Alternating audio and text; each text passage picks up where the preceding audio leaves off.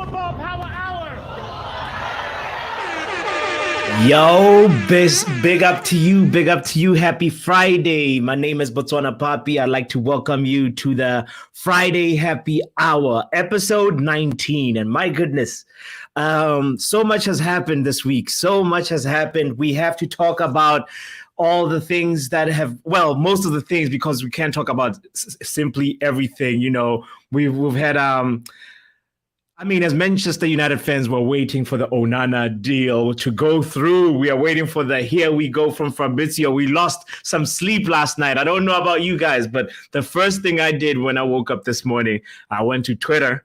I went on search. I typed the word F because it always goes to Fabrizio. I hit that F, and then next thing, there's not a here we go. Where is the here we go, Fabrizio? You know, we don't want the here we almost go. Anyway, I might just get too frustrated the more I talk about this. I'm so lucky today to be joined by my fellow Reds, my fellow brothers that support Manchester United. I have to say you've seen them before on this channel. And when we come back, I will tell you who we got on the lineup today because it is a great lineup and we're going to have a discussion, I feel. Today it's going to be a discussion type of happy hour and not really a quiz-based kind of happy hour because we got to talk.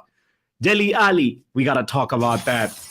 Is Onana really going to happen? We got to talk about that. Is Manchester United in trouble with the FFP breaches that just came out today? We have to talk about that. Oh, my goodness. We got to talk about all of it and also Benjamin Mendy. We will be back in a second. Bruno Fernandes!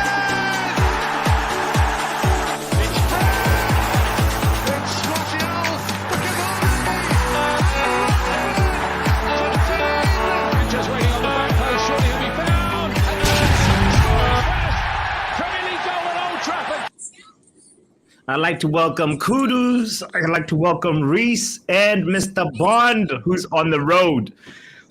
What's up, gentlemen? Yo, what's happening? Football Power Hour, let's go. Yes, you already know. We're here. It's the Friday happy hour, man. And I was just like, guys, let's just, first of all, talk about this. My Onana frustration nearly just spilled over. Is this going to happen or what? Is Fabrizio baiting us? And then what's going on, man? You know what, right? At this point, I actually don't even blame Fabrizio. I blame United because how do you not have a first team goalkeeper? How do you get to that stage where your first team goalkeeper runs down his contract, you don't have a backup in place, your second choice doesn't want to play for you after coming from your academy, and you haven't sorted out a first team keeper? We play a game in what, 5 days time? Yes. 4 days time? In like Yeah. five, No yeah, 4. goalkeeper. Heck, give me 2 million, I'll go on goals. I know, bro. I know. It's crazy. Like I feel like for me, you know, when this deal is so magnified. Every step of it is so magnified. I saw a picture last night of Onana having his final dinner, you know, and in Milan, and you know that made me feel like okay, this is really gonna happen. It's really happening. And this is the closest to the here we go I've felt. Have you, Reese? How are you taking this Onana transfer saga, bro? Were you also jumping like I was, or where you at? I'm happy with the move when eventually gets done, but final dinner, was he having his final breakfast, his final supper, his final train journey? Like, Onana's not having dinner tonight. He already had it last night. Yeah, this man. I agree with Kudus, to be fair. It's United's inability to do things properly and delay themselves, and that's stupidity. I mean, I agree. Like, you should have a first team goalkeeper when you're losing your first team goalkeeper. You should be prepared. This is what top clubs do. Top clubs have like replacements right there, ready to go. Even if they may not be better than the original, they're at least there to go. So I'm like, that is something that United should be doing, but United don't do, and it's still Doesn't matter who the manager is, it doesn't matter who the owner is, it doesn't matter who the director of football is or the chief executive. It still seems to be a long recurrent issue at United where accountability, ownership by actual football related standard and action at appropriate timing is still not being done. The only ones that are actually taking accountability are the fans for saying, well, we didn't want this guy, but we're willing to accept it. Or this guy's coming in. Are we sure about it? Yeah, sure, we'll still take about it. So at least fans are actually being aware of it.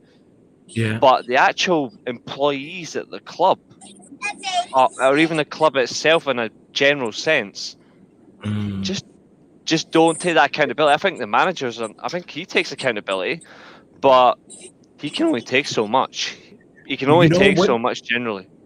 Reese, when you're talking about accountability, it makes me feel like there are some moments where Man United actually is efficient with some of their deals. You know, with the Casemiro deal kind of happened a little bit like it took like a week. I don't know. I you know what I mean? It's like it's like the Malacia deal happened quickly. You know, it was a hijack. It's like, are we not capable of actually doing this the right way and being efficient with it or not?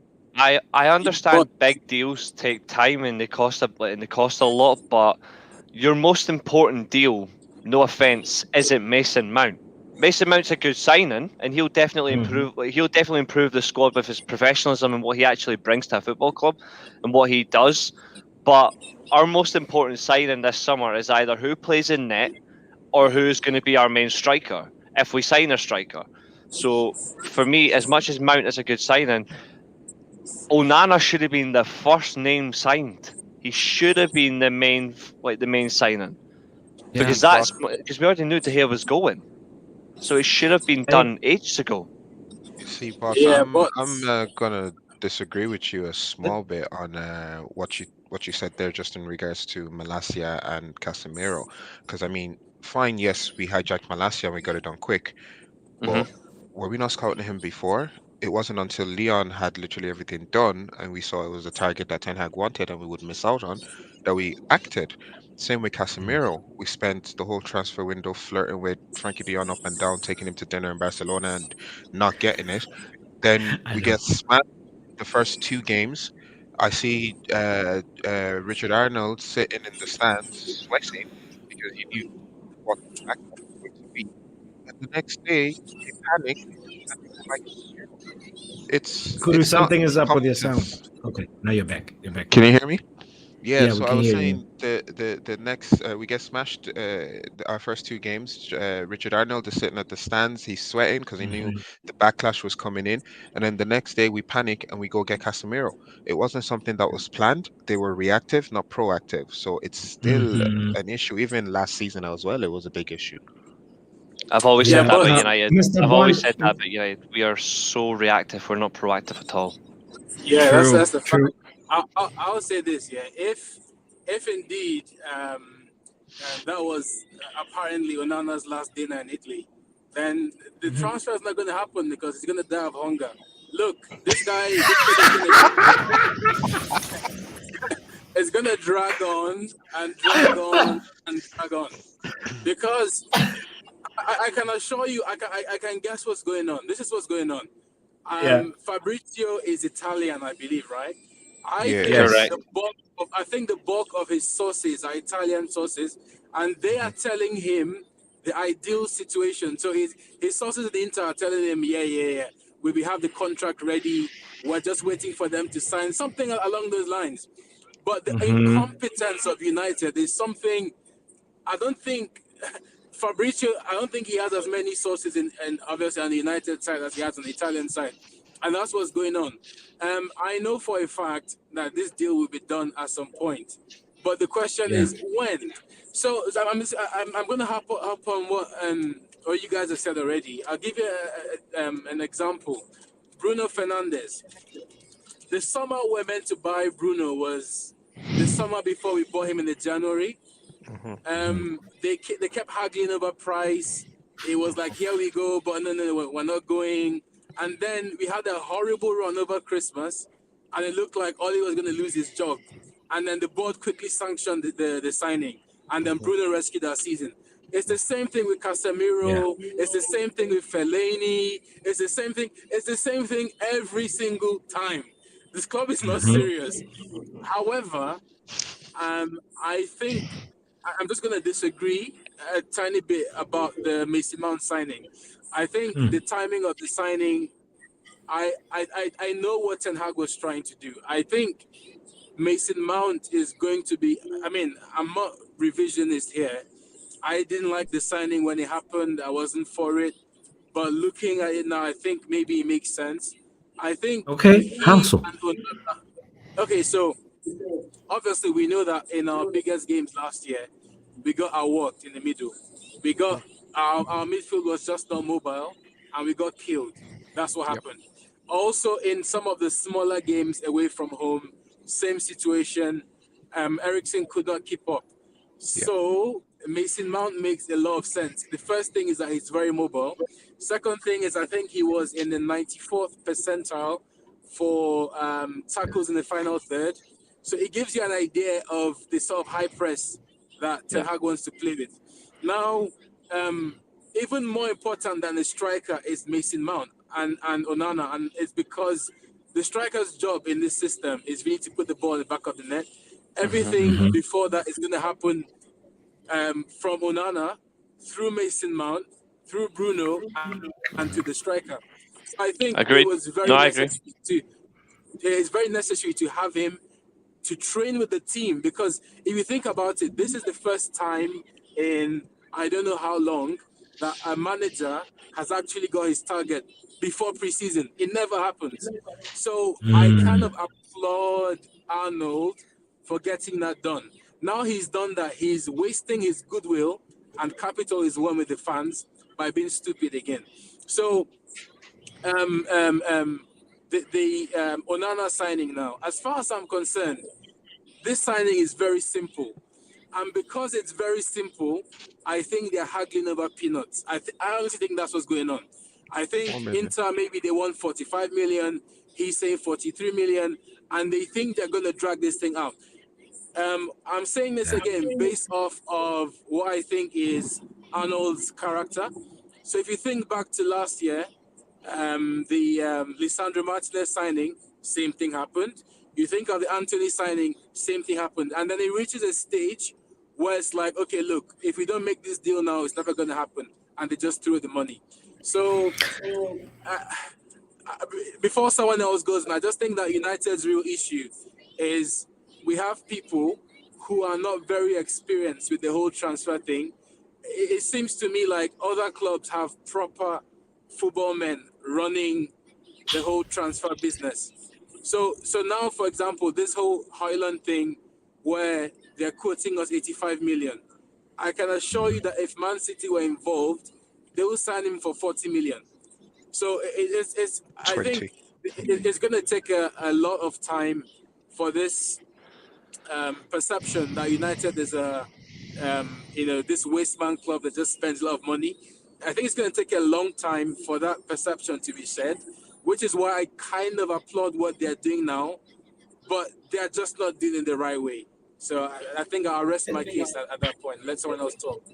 It's strength and position. That's what it is, really. It's strength and position. Like, you don't go into a top 500 company, for example, as a CEO. You don't go into a top position like that. Say, for example, as a businessman in New York, you do not go into a top company in New York as a CEO without having your best men or your best women around you in the positions around you. You have a team that you know are actually going to take your business from making little bits of money to making significant profit year-on-year turnover that you know is actually going to work and you're going to get business out of it. United don't have that. It's the minute any opportunity comes up, it's a little sniff, an extra sniff, some glue sticks. So we'll get that bit, and then let's see if we can dive in. It should be United's problem is they will try to go what's the base value? Just offer exactly what they want straight away. If a selling club tells them we want, if a selling club say for example, it's Amrabat for Fiorentina, for example, they want 20 million for him. United are going, here's 12. Taking the piss. Just give them the 20 million and fuck off and move on. In the famous words of Mourinho, pay and don't speak. It's like just get the thing done so we can Exactly. move Like on. if See, Inter Milan I wanted, wouldn't. if Inter wanted 40, if Inter Milan wanted 45 million, for example, for Onana, or 48 million, whatever, just do it. Yeah. At the end of the See, day, like, we I waste wouldn't time, and necessarily. I wouldn't necessarily agree with that, and I'll tell you the reason why. So, with this whole Onana thing, two things are actually at play here. The number one was obviously David De Gea leaving, and I like the fact that he chose to leave rather than true, he signed Onana and then he was forced out because we knew the whole Yes. contract situation. They gave him a true. contract, they took it off the table, etc.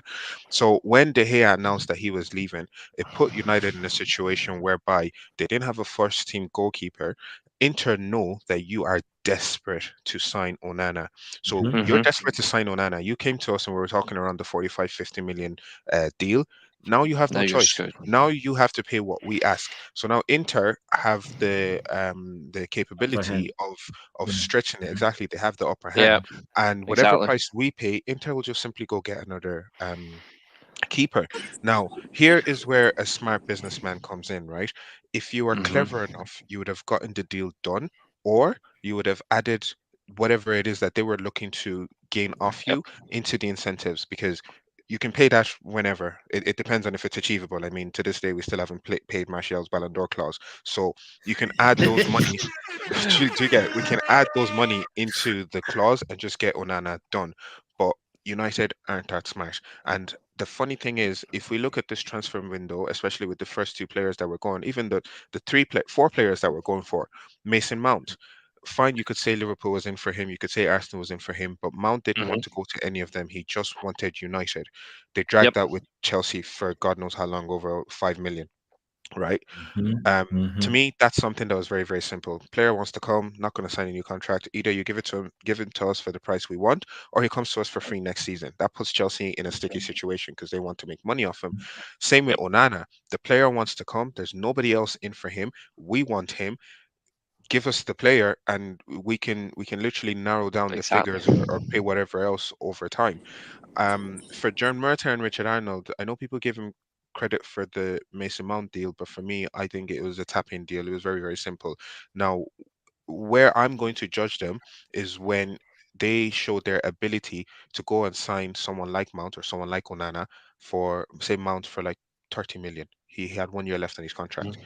I mean, Yep. Chelsea sold Havertz for 65, and we bought Mount for pretty much nearly 60 with 1 year left on his contract. Um, Onana again, if we could have gotten Onana for 40 million, I'd say, do you know what, very, very good deal. If we're able to sell our players, I mean, this year we have such a unique situation in the transfer market where Saudi Arabia is giving everybody a get out of jail free card. Yeah. Everybody. Chelsea, Liverpool, Wolves, Newcastle, doesn't matter. You have good players, we'll buy them. And it's not a thing of, oh, the player won't go, because at the end of the day, the reason they're staying in United is because they're getting paid ridiculous wages. You're sitting on the bench to get paid Yep. ridiculous wages. You can go to Saudi Arabia, double what you're getting paid, and the club gets good money for you. So Hmm. I need to see Richard Arnold and John Murta and Hargreaves active on that. Yeah. Liverpool just sold Henderson today. I think Fabinho's next on the list. We Yeah. can get money for these players. These players can He go can and we can clear them out. Fred can give us Amrabat money and some change, Bro, you I know? saw news today that I think Galatasaray came in for Fred for something That's around right. 13, That's 15 right. million. And knowing United, they would probably sell Fred to them for maybe 8 million, whereas you could probably get 30 million in Saudi Arabia for Fred. Oh. So Hmm. I don't understand Yeah. the McTominay deal as Can well. I, They're saying that McTominay is up for sale, and then news came out that they weren't prepared to let McTominay go, and they weren't prepared for a replacement for McTominay. But you have these players up for sale. We've known since last season they're not part of the manager's plans. They're surplus Yep. to requirements. They should go. So Exactly. why can't we sell players? It's mind-boggling. It's Every that functional inability. team is able to do that. It's and it's like I said, like it's that position of strength. United just don't Exactly. get it, and they haven't for a very long time. And if you don't have people in those positions, you're going nowhere. Like you're going Yeah. nowhere, and that's where accountability comes into as well. Funnily enough, like accountability to know when your business is when there's like I understand football fans at times get attached to players. I mean, I like a few footballers. I won't deny that. But if my football club was failing and we had to make expenses, I'd get rid of them on the spot. Like, doesn't matter who they are. Like, and Do you know that what? goes for a few. Do you know what Murta? Well, maybe not his fault, but what came out about him that actually really, really ticked me off. When we got the Right. Mason Mount deal done, Mhm. news was coming out that Murta should be praised because he really held the line for the Mount deal. He didn't overpay this, that, and the other. And I'm like, okay, this is the one thing you've done, right? You've only signed Mount, the only player we have before preseason, whereas everybody else had signed 2, 3, 4, 5 players, and you want us to praise you. What happened to being ruthless? What happened to getting the job done and then look for your flowers? But you only sign Mount and you automatically want credit, you want praise. Wanting some Why? credit. It's ridiculous. It's You want ridiculous. to So look at okay, Really, really you I want to ridiculous. actually, you want to look at actually thoroughly praise. agree. let's hear Mr. Bone. Yeah, I actually thoroughly. Sorry, mate, I missed your name. Sorry, what's your name, bro? Me, Kudus. Oh, sorry. Kudus. Oh, Kudus. Kudus. Interesting. Yeah. Muhammad Kudus. All right, I actually 100% agree with you. I think that the club, the signings they've made, they've been absolute tap-ins because it was a one-to-one thing. The player, everyone knew they were coming to us. These players had no real attention from anyone else. So I think the issue is that the what's it, Murta and Woodward, whoever works with him, whatever, Yeah. they have this issue where the golf in valuation is too much of a golf. So if the selling club is asking for 45, you don't start negotiating from 35. And the thing is, even if you know that at the end of the day, the plan is to sort of get to a happy middle, you don't start that low because, I mean, it's a negotiation. It can be, the club can perceive it as being insulting. It can make them dig their heels in.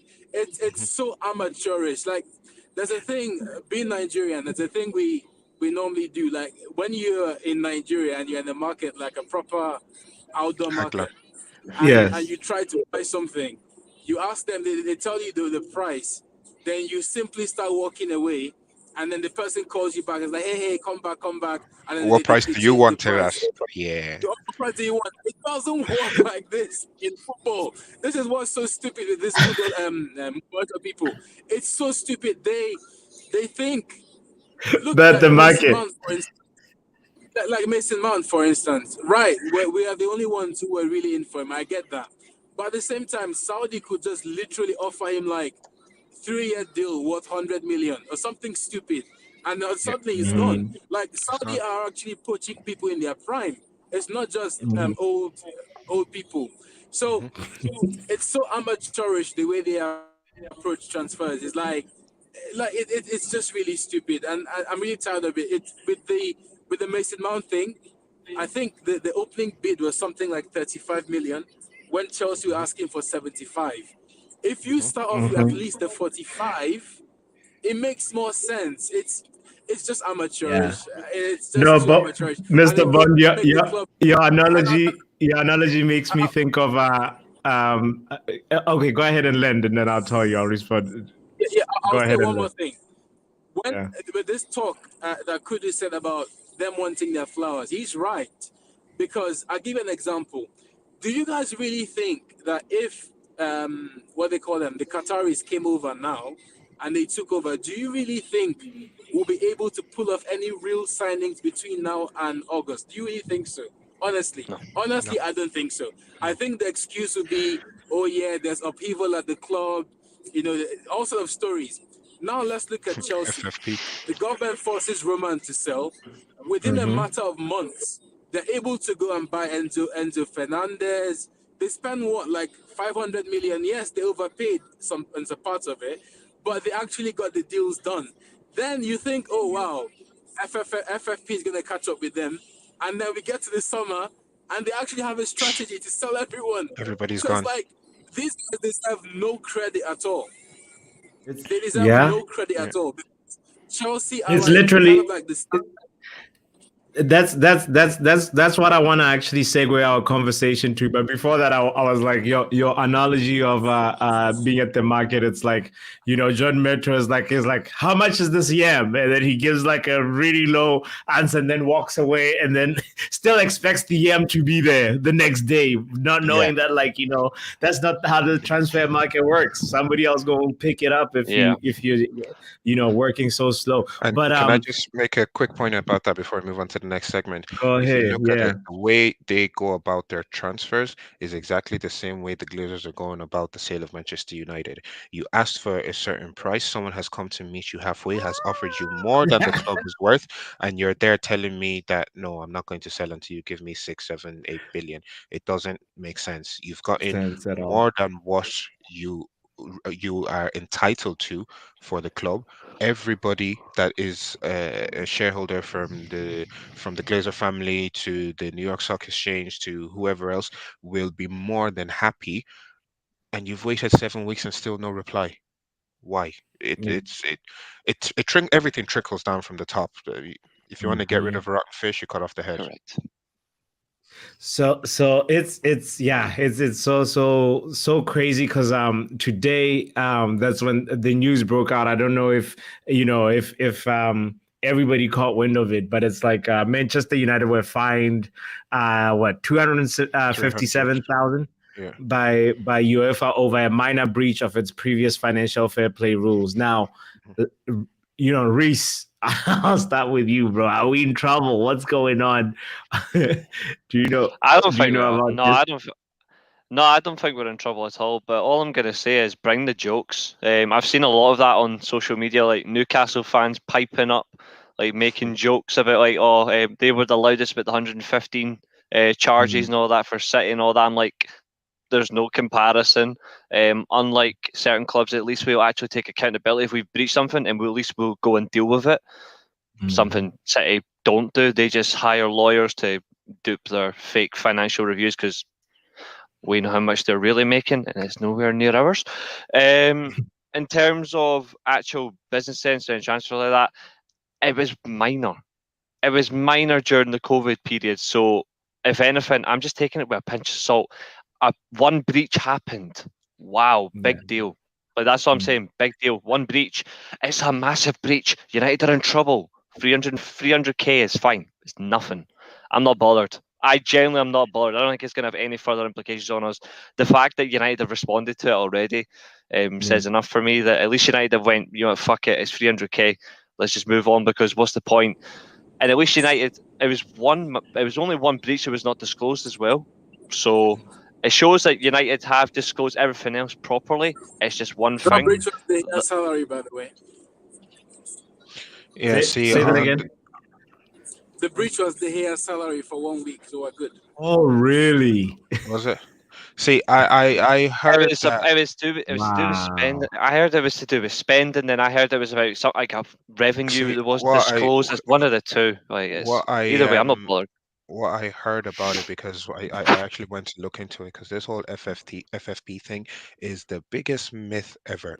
Excuse my French, but it's some bullshit. I've been against You, FFP since the the Milan stupidity. That's the nothing uh, else. the FFP breach happened between Yeah. 2019 to 2020. Funnily enough, that was COVID period, and the reason we Yeah. apparently breached a minor thing was because of 2022. Yeah. 2022, sorry. So it Yeah. was because of a change that UEFA made to something in their policies during that period, and it was Hmm. something minor, and obviously we've paid it. Now, the thing with FFP is, um, obviously United. I don't think we can ever be caught with FFP. We make too much goddamn money legitly that we can never be caught with FFP. Now, the Hmm. issue where FFP arises is in our transfer is very, very simple and very, very easy to solve. Hmm. We need to sell. That's literally it.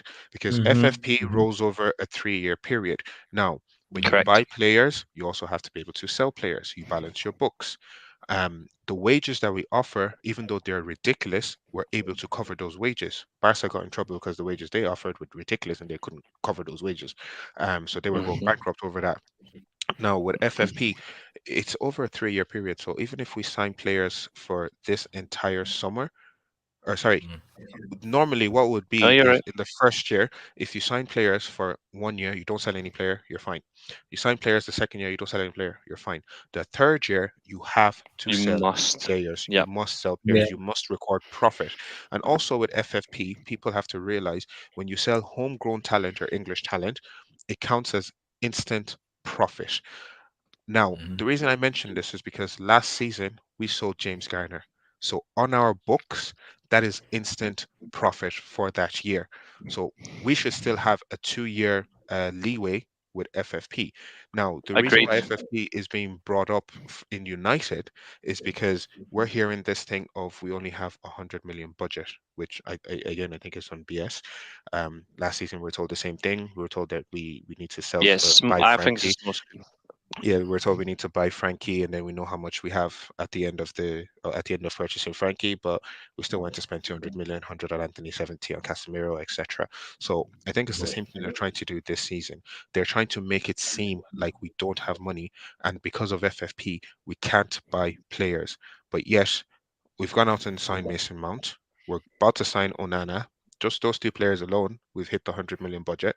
We're looking at Amrabat and we're looking at Haaland as well.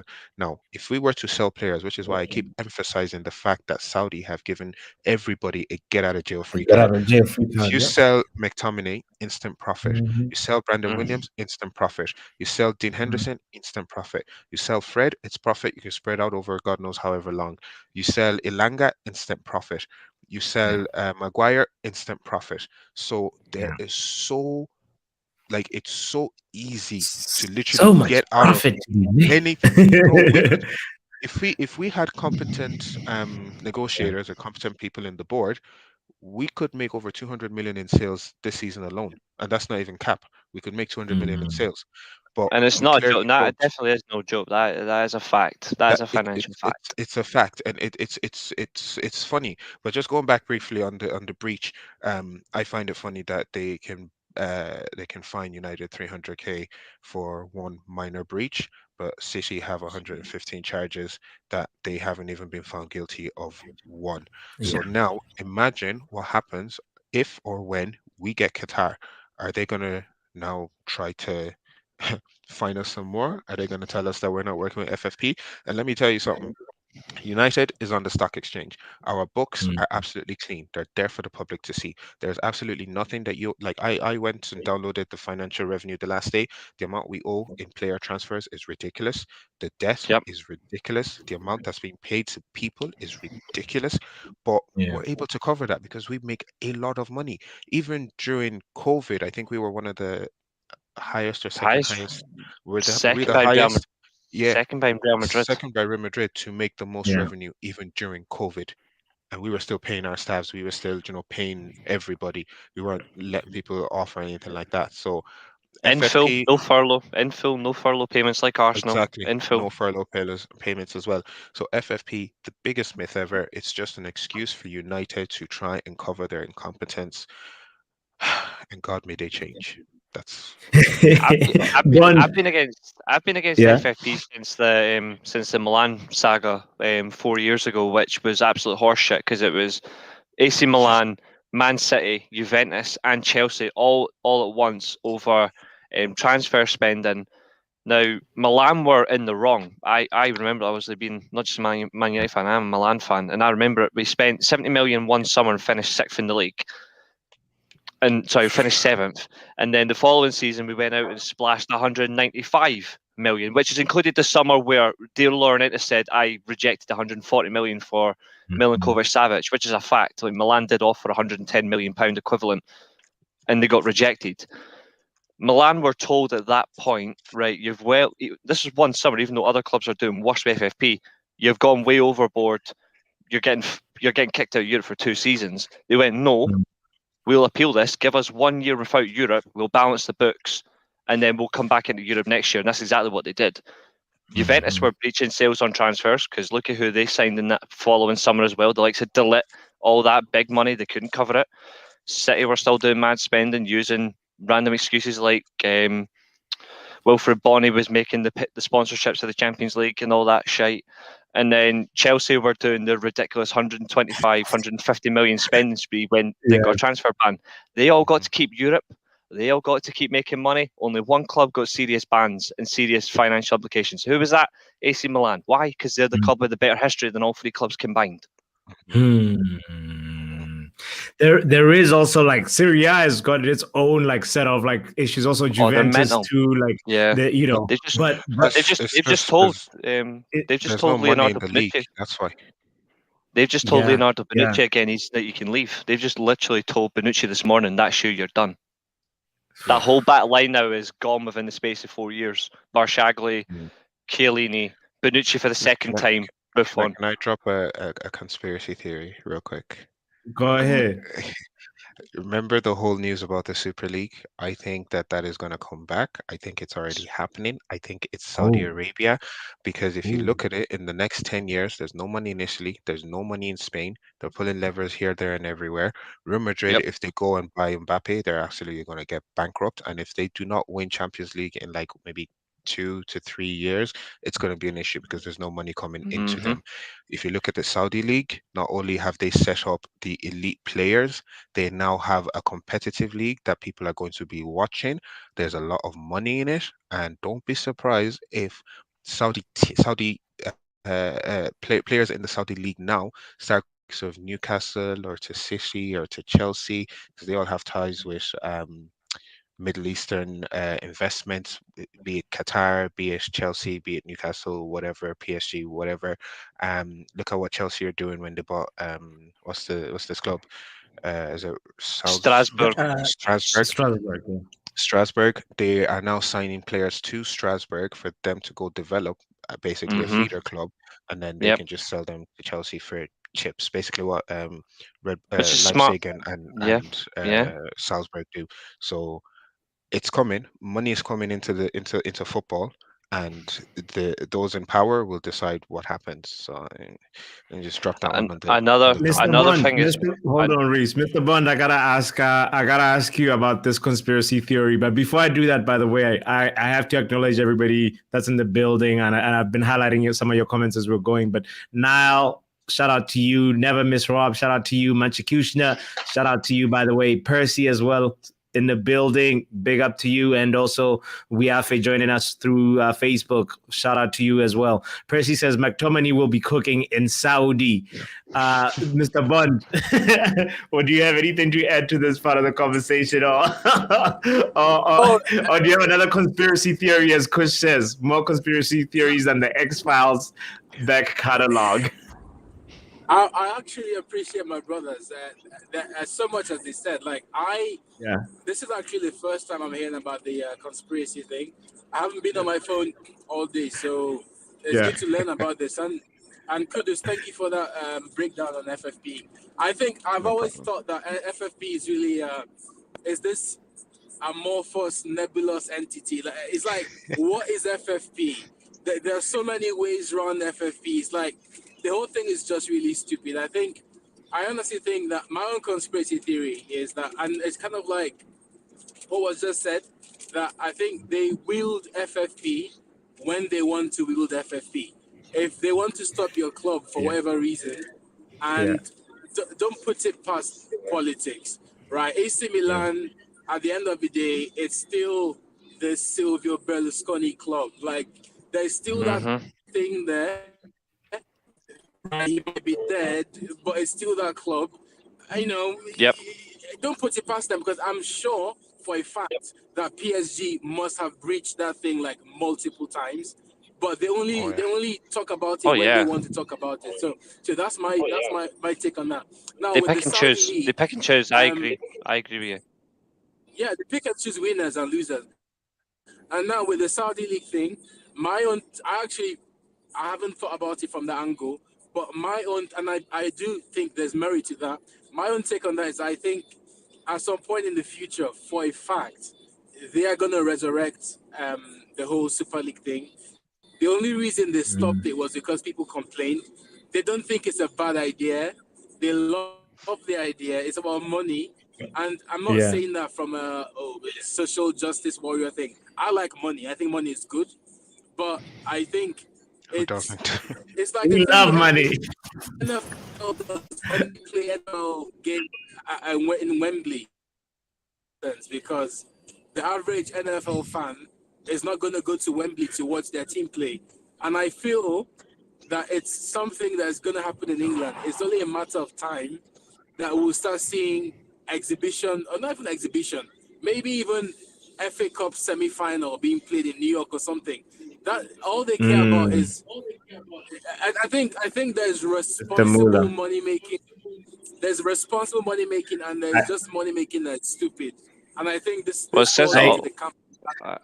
I mean, I I agree hear with you. that. While it's kind of tied to this conversation, I also got to pose the question real quick. How do you guys feel? Because Kudus has touched on it already a little bit. It's like the Saudi league becoming a new destination for players. It's Can not I? a retirement place. It's if you want to try to change your family situation place, come to Saudi Arabia. How do you guys feel about that? And I'm actually going to ask like, a question.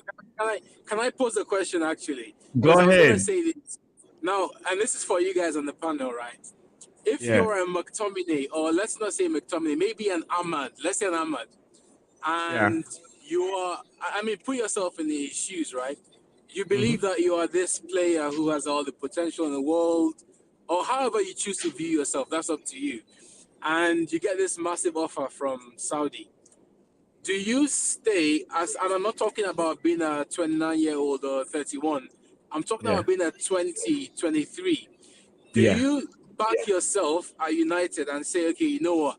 I might never get this Saudi offer, but I'm going to stay here and prove myself, and hopefully one day, win the Champions League or the World Cup or whatever? Or do you just say, look, I might be 20, but I'm never going to be anything, and I'm just going to go to Saudi? What do you do if you're an Ahmad or a McTominay? Not a I Fred. bank on Fred's a myself. totally different situation. I bank on myself. But okay, here's the caveat. If you bank on yourself, you might never make more than, let's say, 90K a year. But if you go True. to Saudi right now, you're gonna make like 100 in 3 years. That's the caveat. That's true. See, That's the true. thing, the way I see it is, firstly, the greatest of all time told us that the Saudi League is very competitive, and we'll see in a year's time, a lot of players will be coming to that league. He Lo called and it. We behold, all thought he was mad. lo and behold, a lot of players are going to that team. Now, here's the interesting part. Well, not now since they've been banned, but yeah. Well, yeah, but here's the interesting part, right? Not only are players going into that league, but also Managers. managers. So now, when you have elite managers, well, I'm not going to classify Jared as an elite manager, but when you have good managers going into that league, Allegri's next on that list, apparently. if Allegri goes, then yeah, we're getting elite managers in that league. When you have elite managers going into that league as well as very good players, you have competition. So if you go Yeah. to Saudi Arabia, you're not going to be like Oscar, where you're just going for the bag and your football turns to shit. You're actually Yep. still going to be playing very, very competitive football. Now, the thing then is, at the age of 22, 23, let's be honest, Saudi Arabia is offering footballers generational wealth, not any True. small money. They're offering generational wealth. Even if I was to go there for 4 to 5 years, go get my bag, I still have age and time on my side where I will be in my prime and I can come back to Europe, come back to the Premier True. League or whatever, and go play in the Champions Leagues or the whatevers. But I've already secured my bag. So even if I'm going to a club like, let's be honest, maybe United, Real Madrid are the ones that I would say will be able to pay the topper echelon in terms of wages. The rest, you're Yep. looking at your bare minimum, bare average wages for players. Agreed. So unless I'm going Yep. to the likes of United or Real Madrid, why would I why would I not bother going to Saudi? I'm going to It's true. be making my bag playing good football. Yeah. I think it'd be interesting like, to see. I think it'd be interesting go to see ahead. how the league actually goes. That's why I chose bank myself. I would rather force myself to do better rather than having it where it seems like it's so easy. Like it's so easy to get that money, but then you could end up staying at the place and do nothing. You want to come back where it's actually more competitive in a different environment. And because you're so, the one thing as well, and I guarantee this is going to happen with so many of these players out there, the likes of Ruben Neves, that one shocked me. Jota, even though he played for Shota a as shit, well, yeah. Like, played for a shit club in Celtic, but there we go. But that move shocked me as well because he's only 24 years Milankovic, old. Like, Savic. There's a lot now that's happening. Brozovic. yeah, Yeah. like Brozovic. the younger to prime players and all that. It'll be very interesting to see how quickly they do a Carrasco, where they regret it and they beg a top club to come sign them. Atletico Madrid eventually brought him back, but they brought him back on loan first. I'll be very surprised to see who why actually would they takes this. beg though, Reese? Like, when you think about it, like that money, come on. Once, like, the money is just, and it's only meaning like it's a matter of time until that club next season we're gonna be seeing some highlights of look at how N'Golo Kante tried, did this, look at how Benzema scored the volley that Benzema scored, and then that's more visibility for that league. It's gonna matter of time until UEFA starts saying, look, we have to figure out a way to make a Champions League participation of the Saudi League. They've got the Asian Champions League. I'm pretty sure. I was just they're allowed going to say, right? We see scouts from European clubs go to all these lower leagues, whether it's your Portuguese league or your Japanese league or whatever, and they go scout talent. Now, when they buy those talents, they buy them for cheap because the league, not a lot of competition. There's a doubt, this, that, and the other. But now it's going to get to a case where in the Saudi league, you're going to see players that are playing good football and they're doing things that you need in your club. Now, when you go to buy these players, you're actually going to be buying them for proper money because they're players that they've done it in Europe before. They're playing the Saudi league. They're still doing it. And all the money that people thought that Saudi Arabia was just spending to bring these players in, they're going to recuperate it very, very quickly. And also to bear in mind, just to touch on Saudi Arabia itself, for their football, for their country football, we've seen what they did in the World Cup. In the next 10 to 15, 20 years' time, you're going to see players that are coming out from the Saudi League, not that they've bought from Europe, but are coming out from the Saudi League, being good quality players that can then go to Europe as well and being scouted and will go into their national team and stuff like that as well. So all the money that they sent will come back to them. Yeah, it'll be funny as well. There's one thing I wanted to say before Mr. Bond goes ahead, because I know you'll make a great point. What you just mentioned there about these young homegrown players, I find it quite ironic how 3 or 4 weeks ago Saudi Arabia dropped their World Cup 2030 hopes. They dropped it, but it would not surprise me if they feel ready by 2036 to go. 2034 or 2038, they go, here's our second bid because we'll actually be much more ready then. I actually think maybe they're actually banking on themselves, funnily enough. They're banking on the longevity of these top quality players. It'll be interesting to see. Don't get me wrong, I'm not overly convinced, but the one thing I will not do is I won't dismiss it because it's going to be that I don't know what level to expect it is, but at the moment I'm still getting Chinese Super League vibes. However, I will at least give it a chance and see how it goes. But I do find some of the players very bizarre for going over. But then again, though, their choice, I respect it. We'll see how it goes, but it's going to be mad to see how it turns out, though. It'll be very, very insane. Yeah. Go ahead, before I play devil's advocate and ask you guys a question, I would say that with regards to them pulling out of the World Cup bid, my own take is that I think they were going to lose the contest, and the reason is very simple. I mean, Qatar just hosted the World Cup 22, so I don't see any world where there'll just be 1 year gap and then it's back to the Middle East. I just didn't see it happening. It'll probably go to Europe or Asia or something. There's no way it's going to happen for them to get again. So that's my opinion. It's gone to America. I think it's America, Canada, Mexico. America's the next one. America's the next one. Then the one after that. I'm just gonna guess somewhere in Europe. That's my guess. I think you could see the World Cup return to the UK in 2030. It wouldn't surprise me. Yeah, it wouldn't surprise me either. Yeah, I hope not. It's just too soon. I think it's just too soon for the Middle East. Now, the next point, I kind of agree about the Latin America should be next, right? And the reason I like that idea.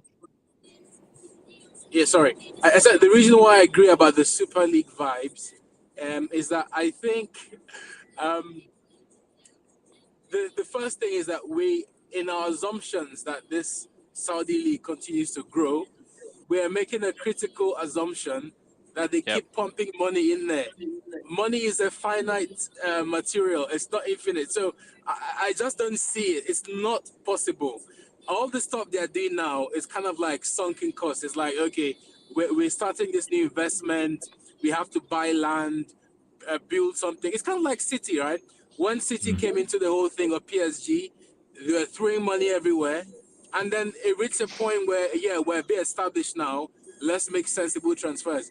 There is no way they're going to keep spending this sort of money. It's just not possible. That's the first thing. The second thing is that if this league is going to thrive, we're also making the assumptions that their academy product is going to be good. I cannot vouch for that because MLS has been through this sort of thing. MLS is not producing like that quantity and quality of talent. China has gone through this as well. They did not provide that. And the truth is, with China and in the USA, these two countries, we're talking also about two countries where football is not a traditional thing. There Right we in the go. That's what I was US, about to say to that. Yeah. right in the US, there's this thing where girls play football. Soccer moms go take them to play wherever. But when they get to that varsity level, they start talking about American football. They talk about basketball. They talk about baseball. Girls talk about even softball. Football is still not a Across and cultural other and, things. Yeah. and Yeah. lacrosse. And that's probably why bringing the World Cup here will help. Maybe it will raise awareness, whatever. Saudi, yes, they love football the same way Indians love football. But unfortunately, it doesn't mean they're good. And let's also be real. I know Saudi, they sort of represented at this World Cup, they did well, but that's a function of several things. Number one, Argentina being slow at the World Cup to start. Number two, even the fact that they qualified through the Asian qualifiers and they're playing against teams like Australia.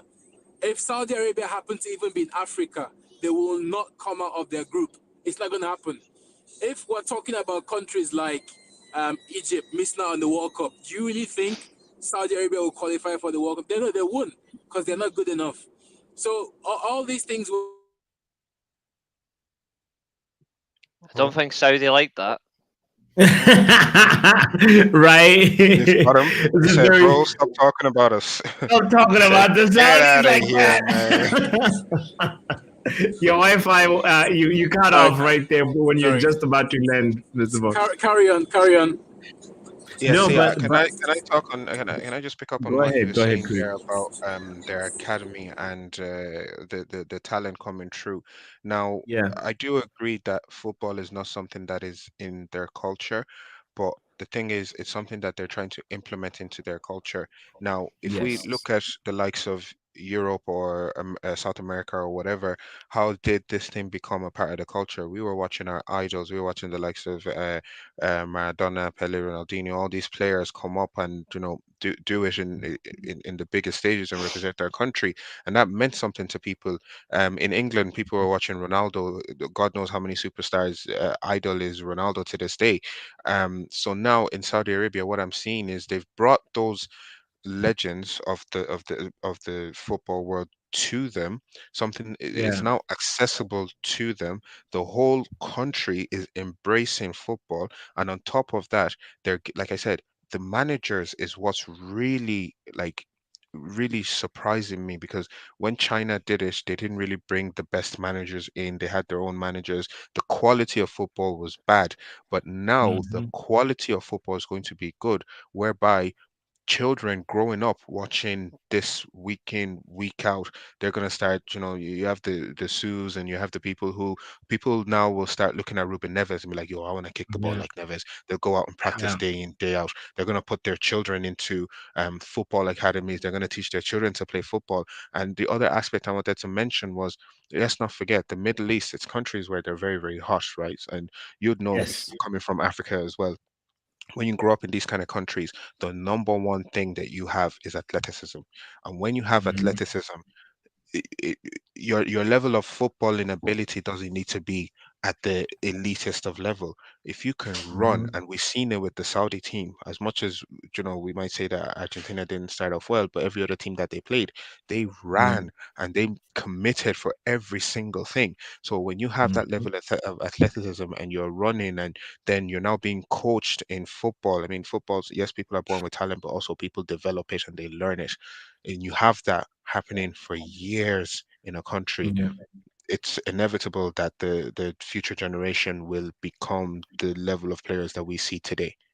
Yeah, I actually wanted to ask Mr. Bond, if he's like making that claim because he's actually really quite familiar with the Saudi culture. Because for me, what I know is the football is actually the most popular sport, and then cricket Mhm. is the second, and then The there's second, yeah. motorsport, and then they have like Golf as other well. sports Yeah. that like minor sports, but it's just like I think to make the cultural assumption that like it might not be a very like as highly productive, the academy and investing in the youth as say, in another country. I think it's a little bit, I don't know. I gotta ask Mr. Bond because one other thing that I wanted to touch on is like, with the money, the Ahmad question that he asked earlier on that I really liked. I was like, for me, if I'm Ahmad and I'm not getting game time at Man United, and the Saudis come calling with the biggest, like it's very tough. It's very tough. It's one of those things where you have to weigh your options, and you look at like say Caicedo's plea on Instagram last time, last January, saying, I have 10 siblings and they are all He's got expecting mouths to something, feed, bro. and yeah, if you're able to live your dream a little bit, get a visibility and earn a lot of money, then sooner or later we'll be losing a lot of youngsters to the Saudi league. And just watch the space, right? Because I think it's already happened, but I think Bain Sports, I don't know how you pronounce the name, Yeah, BEIN, yeah, that Bane, sports channel. yeah, I think yeah. they have, or they're about to have, a package with BT Sports where the Saudi League will actually be shown in Europe as well. So Look at you're that. going to have people all around the world watching them, because I know Yeah, before you had to subscribe, and the amount of people that subscribe to watch the Saudi League. I mean, even me too. There were some games that I just wanted to just see Ronaldo, so I just went and watched yeah, a few games. I watched the game where he yeah, got like, it was a double hat trick as well. yeah. So people now will be interested in watching Saudi football, and I think with the time zone, it's probably like early in the morning, and it's the same in America. I think America, when you watch football early in the morning, people really enjoy it, and then you go about the rest of your day, and then come evening time, you have the Premier League and so on and so forth. So football is going to be available to everybody 24/7. And once that much consumption of football is happening, it's over. Game over. Yeah, yeah, yeah. I want to touch on this comment from Percy and R10 real quick. Arabs are smart with the way they invest. They able to grow their economies at a quick rate. Who says they can't maintain this level of competition in their league? Another comment from R10. There's no doubt that Saudis love football. However, I do agree the quality has to step up. Kush says Sky Sports stream the Arab League games on YouTube. There we go. There we go. Yeah, Bond. Yeah, my bro, so sorry about that. The wife called me, so the whole thing disconnected. When the wife calls, you gotta pick up. You gotta pick up, bro. Yeah, yeah, but yeah, I just had the chat comments. That's exactly what I'm talking about. And the last point about the Sky Sports stream, that's Yeah. very apt as well, because EPL grew the way it did largely because of the TV deals. Mhm. And unfortunately, I'm speaking for myself. I'm not gonna be watching the Saudi league. I just don't care, because as far as I'm concerned, it's just a bunch of washed up people and some guys that I just don't know about. Like, even for me, let me just explain myself. Like, the only reason apologies to fans of the club I'm about to mention, but Oh. even for me to watch like an Aston Villa or an Everton game, I'll only have to have fantasy assets in those games to watch those games. I don't care. So the point I'm making is I only really watch EPL for the top games. And the only reason I watch the top games is because of the top players. It's that simple. Like, until in the Saudi league, you're packing like supreme talent everywhere, and you have like example, Phil Foden doesn't even play anymore, but he's a supreme talent that came through the academy. When will Saudi start producing guys like that? And will that happen before the money runs out? I'm not saying that, like, they will run out of money, but like the budget for this thing. So that's my own thing. Like I just honestly, this might, I just don't see happening. I just don't see happening. Like there are many countries, right, that love football. Like my brother on the stream, I lived in Scotland for 6 years. Scottish people love football. They are my people. I lived near Pittodrie in Aberdeen. When I was in Glasgow, I lived in, well, it wasn't close to Murrayfield. I'm sorry, Parkhead or anything. But these people love football. But how much, like, and the academy setup is there and everything. But not many supreme talents are coming through. The point I'm making is that, like, even with football, apart from national identity, there are other things involved. So the Scottish example might actually parallel like the MLS example. It goes beyond just loving football.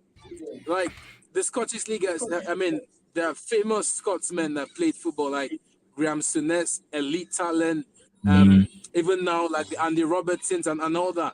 But they are more like the exception. How many Saudi players do you think are even going to be the exception? The USA has produced Pulisic, like, you know what I mean, like the rare talent. I just don't see for Saudi Arabia. I'm being pessimistic, but it goes beyond loving football. All right, Mr. Pessimistic. We'll see. We'll see if you will be watching the. There's gonna be a really good compilation of videos of clips that'll be making the rounds. I promise you, Mr. Bond, you're gonna tweet me one. Can I just quickly say on what he said about Scotland? See, the thing with football is it goes in turns, funnily enough.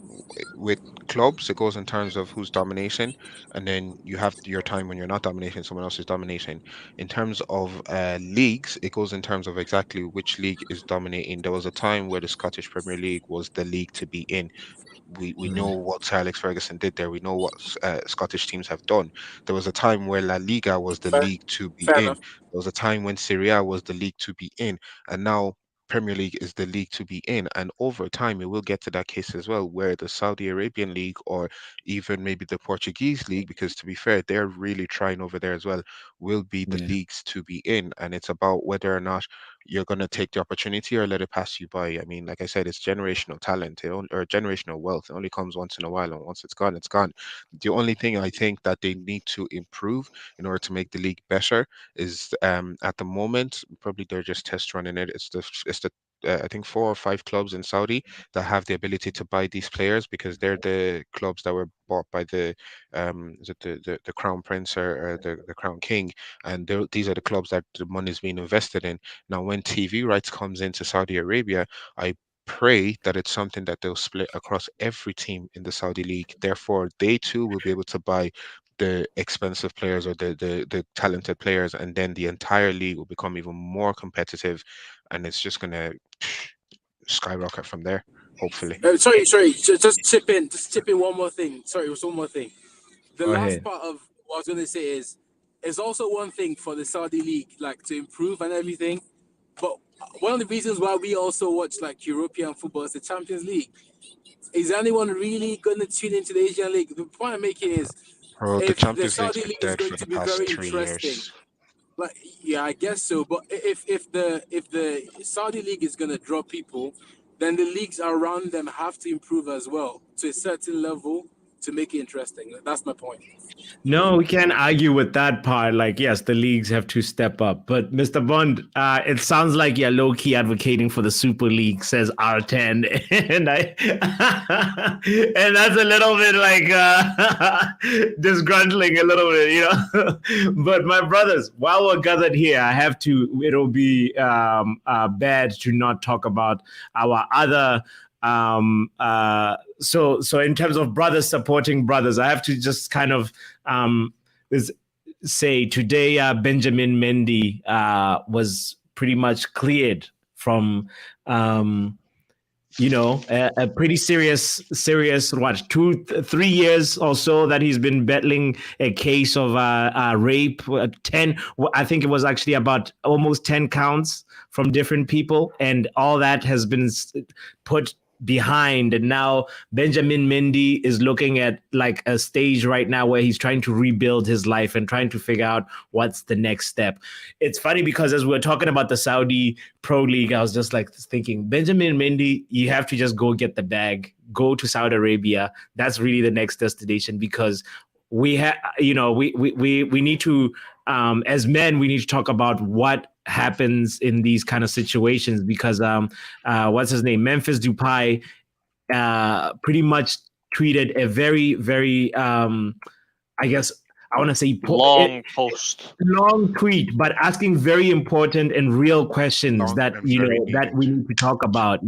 Is pretty much something along the lines of, the case was dismissed. So what are we doing now? Who is going to help this brother heal? Who is going to be responsible for the damage on his name? How is he going to have his career back? How many years of investment to become a professional football player? Now, what should he do with his life? And he went on to talk about it and say, don't turn your head. Don't turn your head. We need to focus on this issue and bring some light to it, guys. How do you feel about this? Um, oh, See, personally, for me, there are two things I have an issue with. Number one is the court of public opinion, and Mm-hmm. number two is morality FC, because everybody thinks that they are the most moral person in the world, that they stand up for what's right, this, that, and the other. But the sad facts of reality is there's no such thing as morality in football. There's no such thing as Yeah. morality in the world. We can try to be moral, but at the end of the day, the world is corrupt. Once you understand that, your life will be Mm-hmm. peaceful. Now, the court of public opinion, people tend to jump on a bandwagon to be the first in terms of, oh, as soon as this thing happened, I was the first to cast him out. I was this, I was that, I backed this, I backed that. And then at the end of the day, they end up eating their words because they didn't have the facts, they didn't have the information, and they leapt before they thought. In the Mm-hmm. case of Benjamin Mendy, I'm first of all, I loved his response, Alhamdulillah, because it is Mm-hmm. needed. This is somebody who had his entire career ruined. He had his image and his name bashed. He had memes made of him. I know Mm-hmm. everybody made the joke of He's Prison an FC. FC. Benjamin Mendy Yes. was their fullback for God knows how many years.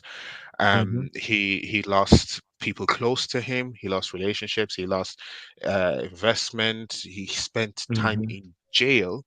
Now, this is a point that has to be emphasized because I've seen cases of this brought up for so many footballers, and I don't think a single one of them has faced jail or been in jail, and he was actually Yeah. in jail. Um, Now, this was something that dragged for so long. Like you said, I think it was 10 counts or something like that. Yeah. Whatever evidence, facts that they had was presented to a jury, and a jury decided that he was not guilty of every single one. Now, this is huge because when do those in power step in to prevent things like this from happening? Now, I Mm-hmm. know I'm not trying to throw dirt on people who have gone through things like this, and I do feel for them and I do support them and I do think that they should be heard and they should always come forward in this situation, in this scenario. It's just a shame that people who do make false accusations make it so hard to know where to stand or where to act, even in terms of the law, in situations like this. Because unless every single thing, like unless it's ironclad, only a few percentage actually get the justice that they need. Now, in order to prevent things like this from happening, repercussions need to be had. If someone is found on the case of falsely accusing someone, an immediate countersuit needs to occur. They need to also face jail time. They need to also be prosecuted for falsely accusing someone. For like defamation is a thing in law, and this is defamation at its highest degree. So Defamation of character as of well. Like, character, yeah, at its highest degree. So I don't know. I'm really it's a weird one. I really do feel for Mendy and those who did falsely accuse him. At the end of the day, it was just because of money. So. Yeah. Footballers as well do need to be protected. Now, don't get me wrong. I know footballers, when they get money, they move mad. Like, I have money, I can get girls, this, that, and the other. I understand. But when it gets to a serious case, they also do need to be protected. Um, Mendy, man, I'm just happy that Yeah. he's able to come out of this with his head held up high, knowing that he didn't do anything and knowing that his name has been cleared. Now, it's not going to fix all the mental traumas he's going to go through. It's not going No. to fix all the struggle he's going to have. It's not going to fix everything that he has to start up again and do. And unless you're someone that's very resilient, it's not going to be easy to do it. And I do hope that he gets his justice, but something does have to be put into place to prevent things like this from happening again in the future.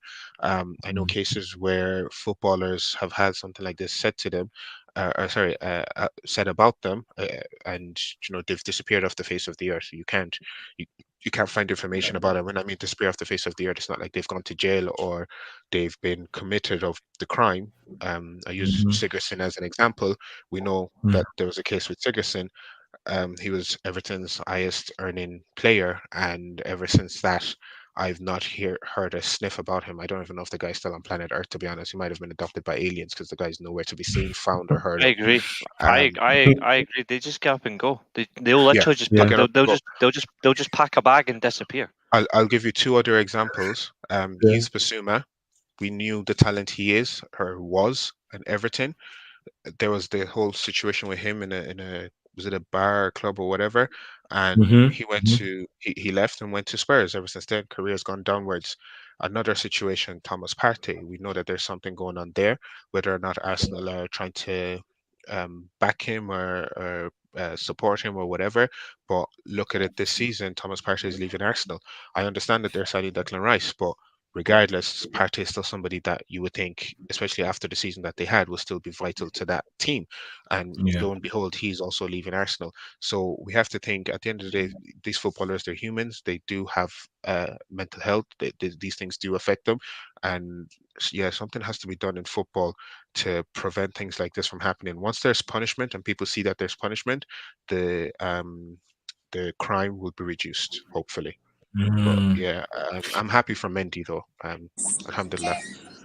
Somebody who will remain nameless said, "Bro, Yeah, if it's more than 5 women, one of them's gotta be true."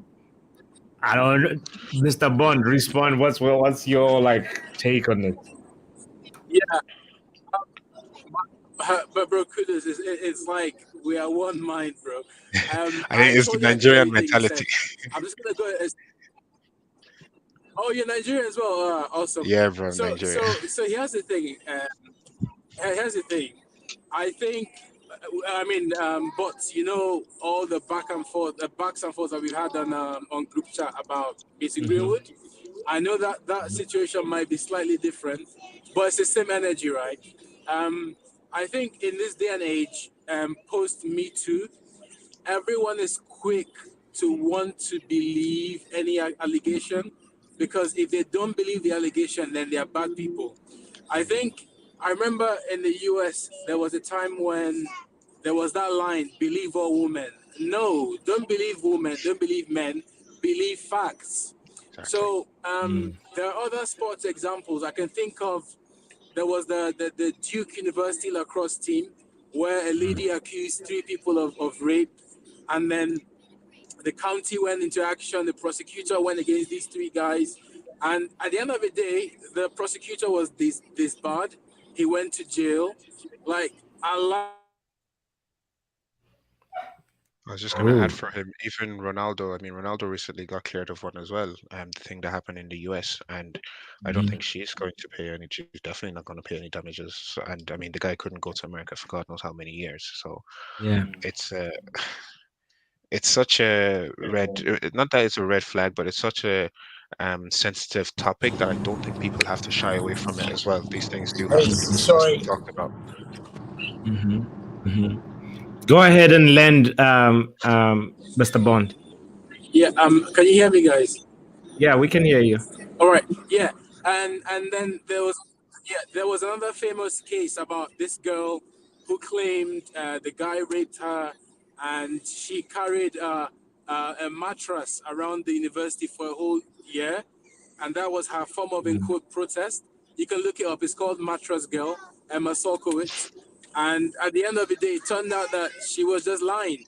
Her text messages where she's telling the boy, "I love you, let's do it again," blah blah blah. The point I'm making is, do not believe people. Like, believe Yeah, facts, because everyone's case can sound really, really horrible until you yeah. actually dig and find the facts. And now here is where the authorities are involved. I think in Mendy's case, for instance, yeah, Man City have cancelled his contract. What is his legal recourse now? What does he do? Because I kind of do not blame clubs because they're under this pressure to act From quickly. sponsors and But the everything. Yeah. point now is, if they're wrong, what now? Like, this man was 25 when this happened. Mendy was a wicked left back, amazing cross of the ball, super fast. We Now won't talk he's about his 28. injury He's still in record. his peak. But yeah, I mean, yeah, fair enough. Yeah. But like, Yeah. when last did he play? When last But did he he could have play? had a Like, what's treble. he gonna be like Yeah. after this? Yeah, exactly. Yeah. How about his lost? How about his lost income? How about, like, where does he go to get his reputation back? So I think the FA and the government as well, they have to find a solution, because the answer to every single rape allegation cannot be, we need to maybe sack the player or something. If it means that there's an expedited case where within 3 months they have to sort out the whole thing. So,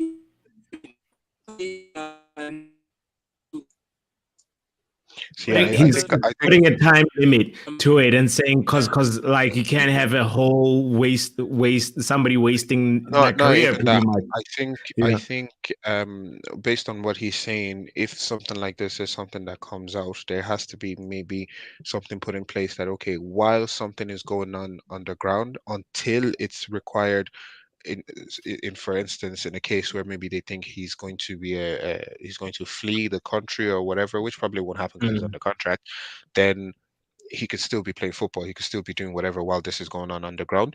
Now, I know how the social media and how people's perception of it is going to be, but if it is something that is found guilty, then the player, maybe their wages are put into embargo or something where they do Yeah. have to pay back then. And if they're not, then they continue with their daily business, and everything's fine. Not to, I don't want to link it to United, but in the MG case, I mean, if United, if it didn't come out so publicly on social media, right, and if United weren't so quick to suspend the player, who knows? He probably could still have been playing the same way Thomas Partey was playing for Arsenal for the rest of the season.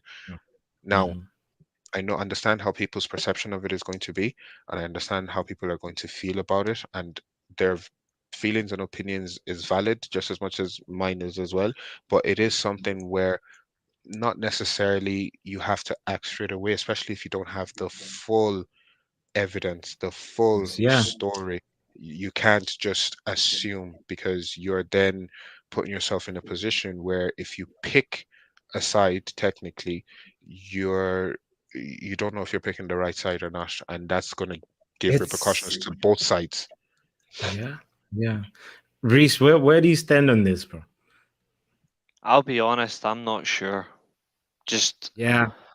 it's these sort of conversations are very uncomfortable. And I'm Of course. not Yeah, saying, very and I'm not saying that to evade a conversation like that. I'm just saying it because it's exactly how I feel. It feels uncomfortable talking about it because, end of the day, this happened 4 or 5 years ago, something like that. It was a long time ago. I can't remember, but it's it's not just one player. It's X amount of players. It's a vast majority. I mean, we're forgetting Ched Evans as well. Like in the start of the only one the only one for definite who was an absolute sick bastard, but again, was that what Johnson had played for Sunderland and City? Like, and we know that he was found guilty as well. Ched Evans lost his career and all that. He served. I'm pretty sure he was in prison as well. Yeah, He's now in. He got out recently as well, didn't He's been out for a while, but I think he's in some sort of protected environment as well. But that's because I think it's fear of his life. But he was trying to rebuild his career and eventually got a job playing football again. He eventually got another contract. But the reason I find it so Johnson, the reason I find it so uncomfortable to talk about is because, like you said there, like perception and assumption and jump into conversations. Like, I distance myself from the Mason Greenwood conversations because, frankly, people are going to use the same thing. We've seen the videos, we've heard all this. We've seen all that, and I'm like, yeah, we've seen all that, but I don't know what happened. Like, I don't know what actually happened, and frankly, this might sound harsh to say, but I don't want to know because because at the end of the day, and it's a genuine fact. It has no impact on my daily life. It has no impact on my family's life. It has no impact on my life. It doesn't affect my working life or anything like that. And the reason it doesn't because it's not in my day to day. It's not in my peripheral. It's not my control. If it was something to do with me, it impacted me, then I would have a personal I'd have a personal reason to get involved. Obviously, I'd have to deal with it in my own manner, and I don't have anything like that in my situation, which is fine. But the circumstance being, though, is until you truly know, and I won't lie, and I'm going to say this comfortably at the time because obviously I was younger. I took the piss. I said Prison FC for a laugh, but then again, young and naive, it was fucking funny. I mean, I used to laugh about Ronaldinho about evading tax. So he was my captain of Prison FC. Ronaldinho was my captain. But I think we made a Prison FC 11. Exactly. Well, I mean, for Ronaldinho, he actually did go to prison, so technically that one's valid. Exactly. But like the validity of a conversation is hard when it can also be it could be anybody in your life that's actually gone through it as well, and you don't want to talk about it because your friends and family are listening to you as well, especially when you're doing it in this sort of environment. You can say just one thing and then that's them either triggered in the wrong way, not angry, they're just triggered because it brings up personal and private experiences that they don't want to discuss. And it also makes them lose faith in you as well. It makes them lose faith in you. And I think I'm not evading the conversation because I know people have gone through it. I'm evading the conversation because I'd rather just not be involved because it can affect your mindset in a totally different way, especially when, end of the day, you don't know what to say. And I generally at times do not know what to say. Reese, your take is making me... Oh, hold on, Bond. Your take is making me realize that when we zoom out of this situation, I'm really happy that Mendy is has the chance to the opportunity to rebuild his life, right? But when you zoom out of it, there's a lot of things also about Mendy and his character himself, where you realize like I love that he's an open book. He's a human being. He tells you his flaws. He loves to party. He loves to even when you just see even the celebrations for the World Cup when they won the World Cup, like he's like the Jack Grealish. He's a party boy kind of character, But when you zoom out of all of that, I kind of want to segue this into what Dele Alli and Gary Neville in the overlap we're talking about. There's something about a lack of an education, and a lack of a structure, a lack of like addressing past traumas that is overlooked a lot in football, and that ends up also now we as fans and the public, we're having to deal with some of the stuff that comes with part of this footballer's persona or personality. It's the whole package, and like I'm sure all of you guys have seen that Dele Alli and Gary Neville discussion. I want to just kind of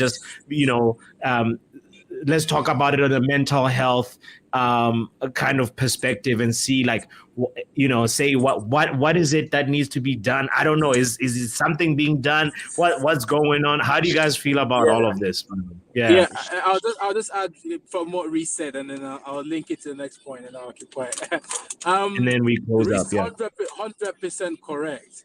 And I think the problem we have in today's society, and this is beyond football, and it is that society is so immature right now that people cannot have a disagreement without demonizing the other person. You cannot just disagree that, look, I don't care about, I care about Greenwood, and just be that, okay, fine, we have different opinions. Now, if you do not agree, you hate women. If you think that you don't care about Greenwood, then yeah, you hate women. Or it's so polarized, and that's unfortunate, because that feeds into the next point about Dele Alli, which is that these people are suffering with. Let me give an example. Let's look at Garnacho right now. Personally, I don't think he should have got his girlfriend pregnant. He's too young to be doing that sort of thing. That's my opinion. But the point is that these kids, the point is that these kids are having to grow up in front of our eyes. It's not really easy. People don't forget that these people are human beings, and there is no grace to allow them to grow up. And so they end up having to put up this manly front. And you remember when Fergie was manager, one of the things that he used to pride himself on was that Hold on, Bon. Reese, take care. I know you have to leave, brother. I know you have to leave. I need to get my youngest brother ready for bed, so I need to go and get him sorted. So it's all good. You would think getting an 18-year-old ready for bed's easy, but it's 18-year-old with autism, so it's a war.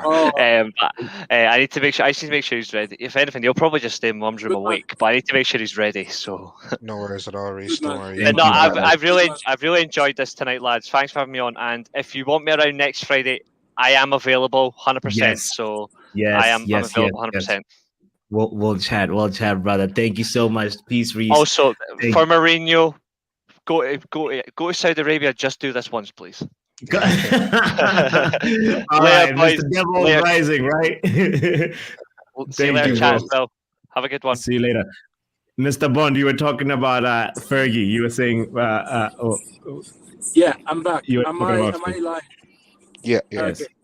All right. Sorry, it's this nonsense signal. All right. So, I think players aren't being allowed to grow up, and every single thing they do is under the microscope. Fergie used to pride himself on being this sort of family man. He tried to make the players be more than just players. So if you remember, under Fergie, like when we'll go play Champions League or something, the players were always decked out in suits, like Armani suits. Fergie really wanted to make them men beyond just being footballers. And I think that aspect of that fatherly thing, it doesn't exist anymore in football. I have no issue like with players, rocking their headphones and coming into a game. But like, I remember when I used to play for my university back in the day, and I can tell you for a fact that there were games where you have to wear the university tie, like you actually be properly decked out. The game doesn't go that anymore. Like now it just feels like, it's young millionaires and they have no sort of coaching on the mental level, coaching about how to be men. So unfortunately, when they have problems, no one is helping them out. When they have problems, they suffer in silence. And when the problem eventually goes out there, it becomes a serious issue. Now I'm looking at someone like Grealish, because I think Grealish is one of those kind of people that his personal life must be really popping. Like things are happening there. And someone like him definitely needs a mentor. But unfortunately, the game doesn't work that way anymore. It's unfortunate. It's just unfortunate. Yeah. Kudus, were you going to say something about? Yeah, I'm probably gonna go a bit more deeper into this. I'm gonna tell you what the Deli Ali interview actually made me think and made me realize. So I hear that. first thing I'm gonna hit on is the fact that I think, especially nowadays, in the footballing world and the footballing industry, we have to understand, and again, it's the same with anybody in life, right? Footballers are under immense pressure. They have immense standards to uphold, and I get it. They get paid a lot of money, but at the end of the day, they are human. Their body is it's going to take a toll on their body, and they are also going to have an immense amount of stress. I don't know about you, but for me, if when your body is stressed, you're not functioning normally. You're not eating right. You're not sleeping right. You're not working properly, and this is Mm-hmm. something that really affects footballers a lot.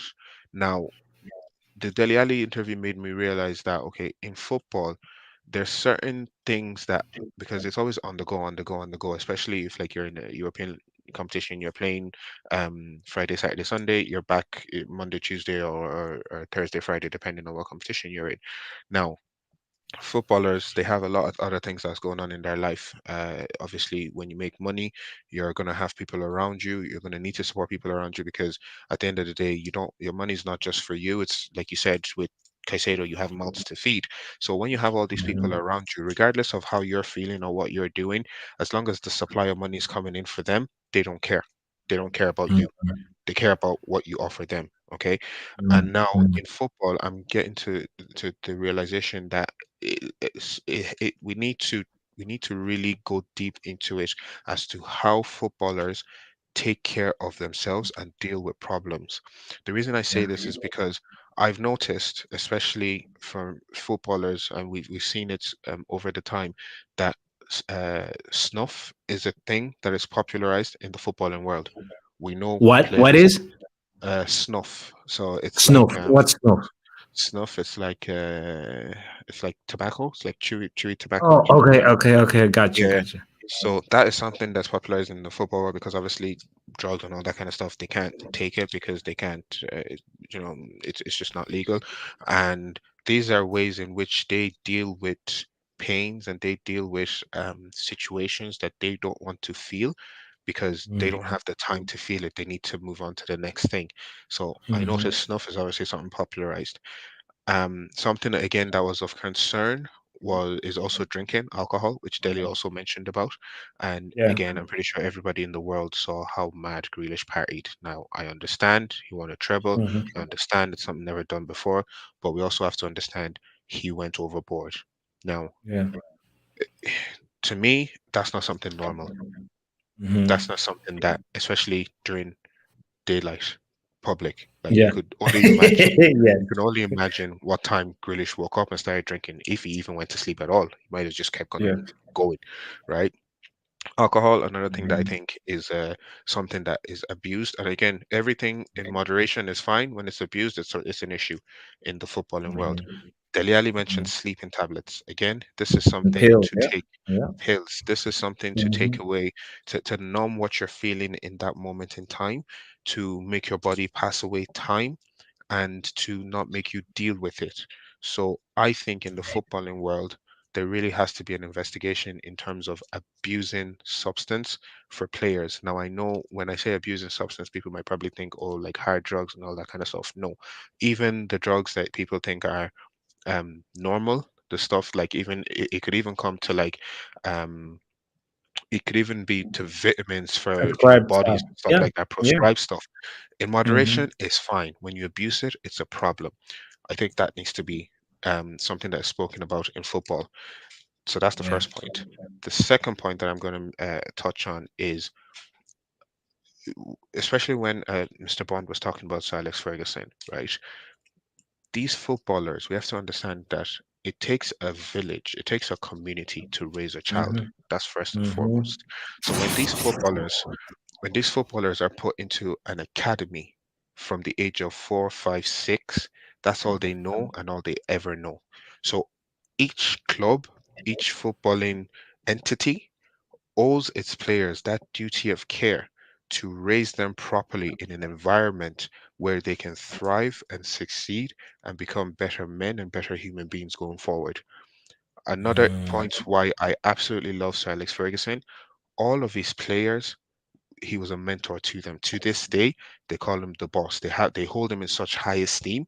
That goes to show how much he impacted their life and how much he benefited their lives.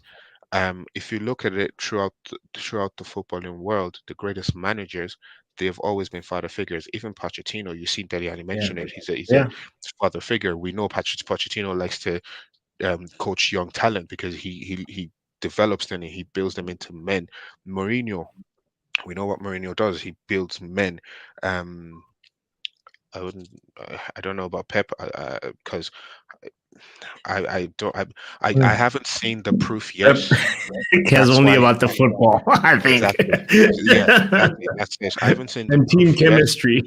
Now I Yeah. think now Pep might be doing that a small bit because I've seen the likes of Rico Lewis and Cole Palmer and Foden and all that kind of stuff. So he might be getting there, but I don't Foden know. might need some guidance too. Yeah, He yeah, might need yeah. some guidance because Foden does be moving mad. Carlo Ancelotti, again, another Don Carlo. We know that he is somebody who's a father figure to people. So, uh, managers, the best managers are people who care about their footballers' personal lives. And to be honest, I think Ten Hag might actually be someone like that as well. Not to Mm-hmm. toot United's horn, but I think he might be someone like that. And Yeah. Pep only cares about Pep, literally.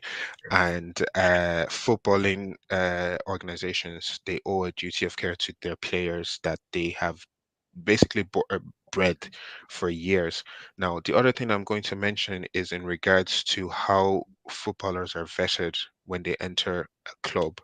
Now, in Delhi's interview, he mentioned his childhood, and my heart goes out to him because any kid being raised in in that kind of situation with things that happen to Yeah. you, to come out of it playing football, and always having a smile on your face and always you know wanting to prove that you're the best and doing whatever you can on the pitch and off the pitch, it's a testament Mm-hmm. to your fortitude. And I pray that Delhi does make it back to top football as soon as Mm-hmm. possible.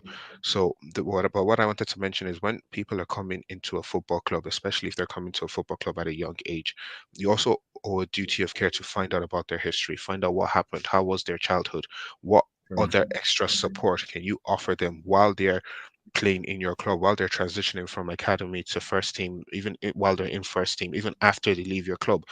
What kind of Mm-hmm. support can you put in them so that they can achieve the best thing, the best of themselves?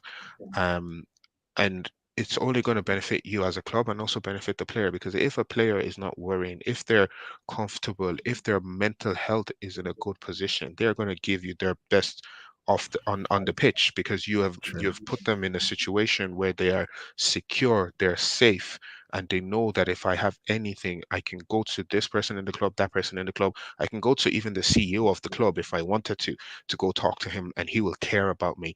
If you look at the Leicester former CEO before he died, God rest his soul, he was someone like that as well. He Yes. cared about his players and he cared about his Yes. fans, and he always showed it off the pitch. So this is what I hope and I pray for football going forward. Yeah. They do a Yeah. duty of care to their players, and I also want for fans. At the end of the day, we should always remember these footballers are also human beings. Now, I'm a part of it as well. When they're playing shit, I'm going to bash them, say this, that, and the other. But you have to understand, it stops at their footballing ability. When you start talking about their personal life, commenting on their mental health, I see people back and forth on Twitter telling me that Jadon Sancho should spend his whole summer training, this, that, and the other, because Rashford did it the season before and he had a great season. That's none of your business.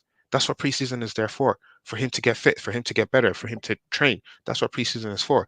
When he's on holiday, when it's off season, then let him go enjoy himself. I mean, Rashford last preseason was training week in, week out. This preseason, him and Malacia are doing bromance and carrying women up and down in yachts. Nobody's saying anything about that. Looking like 90s rappers. Do you get Like, like honestly, they're going to fashion week in Paris yeah. and touring and this, that, and the other, and no one's saying anything about it. But because we have a personal preference and a personal favoritism towards Rashford, we think it's Yeah. acceptable. Now, don't be surprised if during the season Rashford starts dropping stinkers. People be like, "Oh, what happened to Rashford? This, that, and the other." But we seen it coming. So yeah, Delhi, for what he did, for what he went through, and for taking the steps to know that he needed help and That was went brave. and got it. Yeah. Very, very brave, very courageous. And I do wish him the absolute best. I pray Everton keep him, or if they don't keep him, I pray Poch brings him to Chelsea. He will revolutionize their football. He's still in his prime. I think he's what, 28, 29.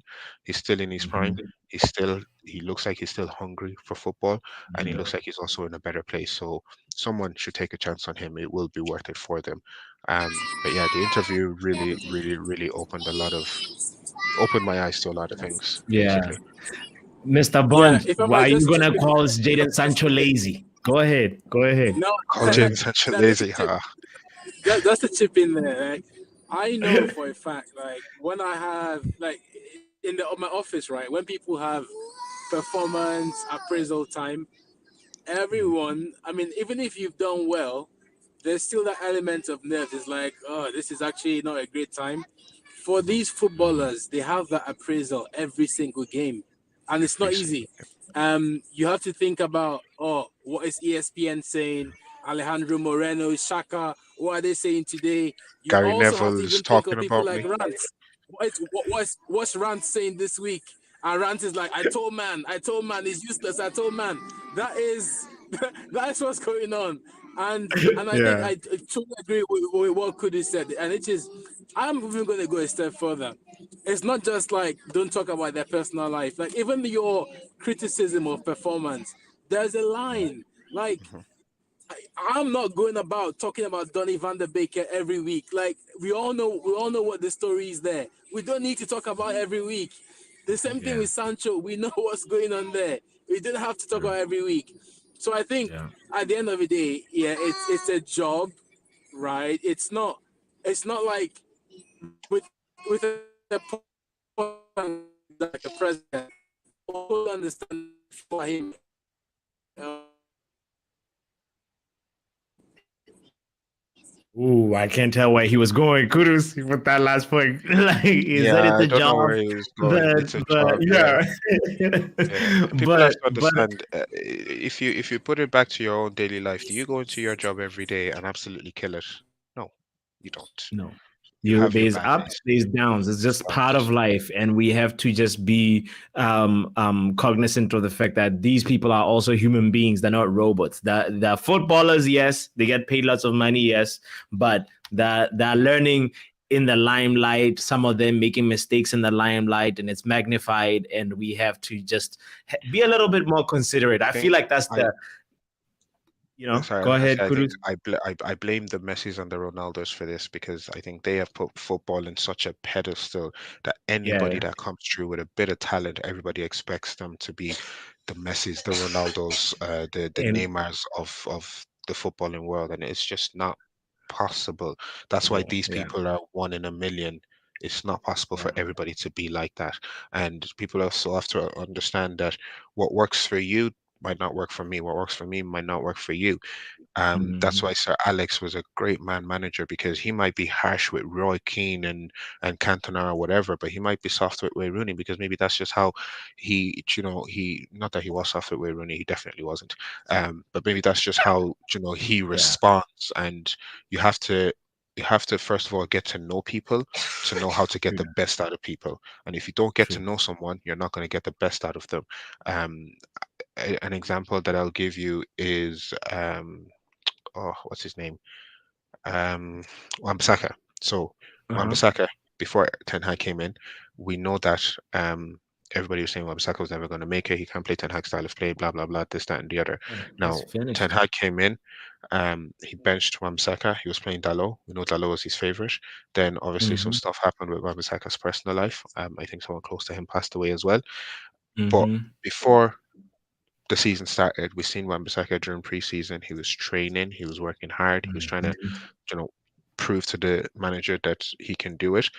All that Mm-hmm. happened, and he benched him. Now, I'm 100% sure that behind the scenes, Ten Hag, got to know Wan-Bissaka, right? Because Yeah. people see that the Yeah. guy doesn't smile or he's very angry, this, that, and the Yeah. other, but he loves his football. He just comes onto the pitch, chews his gum, does the job, goes home, happy days.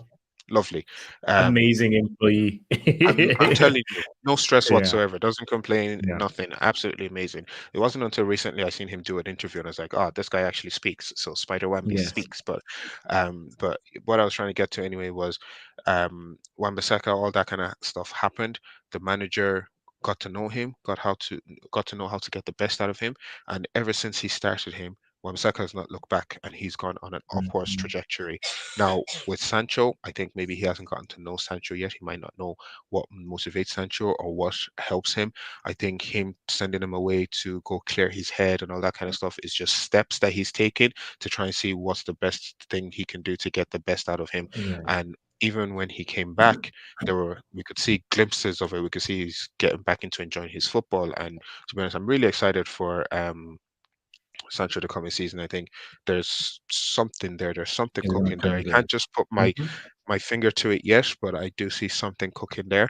But again, like I'm trying to say, it's about getting to know your players, getting to know what Yeah, motivates them, what drives them, and then you get the best out of them. That's what the best managers do, not just in football, in life. I mean, the amount yeah. of people that leave their jobs because of their managers and the amount of people that stay in their jobs because of their managers, Another regardless of how manager. the job Yeah. is. It's a Mhm, huge thing. mhm. Yeah, when you're working with people, you have to understand people, otherwise you're not going to get the best out of them. True that. True that. Kudos. This is such a it's been an amazing discussion, bro. I really, really enjoyed every step of it. And I just want to also say shout out to everybody that joined, Reese and Mr. Bond on the road. I hope you're safe on the road, brother. Yeah, Yeah, it's been like such an insightful and we've touched many topics, light topics, heavy topics, many, many and topics. yeah, many topics. And shout out to y'all too that were commenting. Nile, never miss Rob, Percy, and R10 and Kush, as always. Big up to y'all. Don't forget to hit the like button. Don't forget to subscribe. And Can I more ask a importantly, quick question before you finish? go ahead. Go ahead. One quick last question before you finish, Yeah. Bots. What Yeah. player are you looking forward to mostly in preseason? Oh, nah, nah. Literally, bro. That's the thing. That's. I want him to come to America. They have to get the deal done before, because Yeah, after they get the deal done, they'll be like, America, it's not an easy. They'll be like, oh, Onana, we're working on his visa, so visa I and need to everything. see. You know what I mean? Yeah, Yeah, really, Onana, bro. I want to see Onana in there and the effect that he has and how he started launching attacks. The triangle that we talked about earlier on, it might have been Mr. Bond. He said Onana to Mount to Bruno, and I was like, oh my god, what cooking? It's already a yeah. triangle right there, and then I see what Ten Hag is trying to do. I see the yeah, need for Mount. I wasn't for yeah, it, but I see the need for Mount, especially after his first game. Would you believe, right? I counted yeah, the moment we lost the yeah. ball. I counted how long it took for us to win it back. Mason Mount won the ball back within 7 to 10 seconds, bro. Woo! Within seven And to that ten chance is seconds. because he was the one initiating the press too. He even talked after Exactly. the game. He was like, "My job was to initiate the press, Initiate the and press. I got it." You know what I Yeah. mean? So that's And gonna be really, really, for really Onana, interesting. I Yeah, think for Onana, I think the fan base has to be patient because yeah, I know what's going to happen. I'm probably going to do it myself. Whenever he misses a shot, we're going to say De Gea could have saved that. of course, of Whenever he course, makes a mistake, we're going to say, but De Gea won't make that mistake. of I think he course, will make mistakes. I think he will take a lot of high risks. I think he will improve our football, but I also want people to realize that playing out from the back, playing how Ten Hag wants to do, is not down to the goalkeeper at it's all. not easy. It's not Yeah, just the goalkeeper, sorry, it's the entire backline and the team. It has yeah. to be in a unit, otherwise it won't work. Because I watched the game, I saw Tom Heaton legging it into the midfield to clear the ball. Him and Wan-Bissaka got in each other's way. We could have lost that ball and conceded. The same thing will That's most likely happen with Onana. yeah, Will be on the yeah, attack. Onana's chilling at the halfway line in the midfield. They hit us on a counter attack and it's an open goal. It will happen, but the fan base has yeah, to be patient. And the one thing I'm cautious about for Onana is if and when he starts making mistakes, we know yeah. the R You have to word be is gonna behind him. start. Yeah, yeah, No, but not just that, exactly. the R Yeah, word from the fan base is gonna start yeah, coming out and he's gonna be yes. targeted, and that's something I don't want to see happen. I'll leave it at Yeah, that. bro. Bro, let's hope. Well, as long as if we, I don't care if we concede more goals, as long as we score more goals. That's With all the attackers you I have, want. That's with the all I attackers want, you bro. have. We'll see how it goes. Yo, Yeah, Kudus, it's been a pleasure, my G. It's been a real 100%. pleasure. I want to make sure that I stress the point that let's have more of these conversations about mental health and just life in general because our 10's point from earlier on, because the clubs are so driven by profits and results to the point that we don't see the kind of man management from the older manager. Issues like the Mason Greenwood issue could have been preventable. That's why we want to 100%. focus on preventing things 100%. that we can prevent. So big up to y'all. Big up to everybody that tuned in. Normalize sharing, normalize mental health and therapy. Peace. We are out of here. Glory, Man United. Yes. Football powerhour.